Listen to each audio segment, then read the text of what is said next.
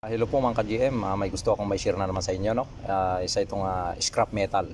Kaya yung mga pinagpapalitan natin na mga scrap metal sa isang sasakyan, huwag nyo basta-basta itinatapon kasi malaki po ang pakinabang niyan mga ka-GM. Katulad nito, sa mga kapwa kong mekaniko, siguro alam na ito. Pero sa mga baguhan, yan, kung mahilig kang mag-DIY, pwede po kayong gumawa na ganito para sa DIY tools, no? Na magagamit dun sa preno ng sasakyan para pag-fresh ng kanyang brake caliper piston, no? Yan.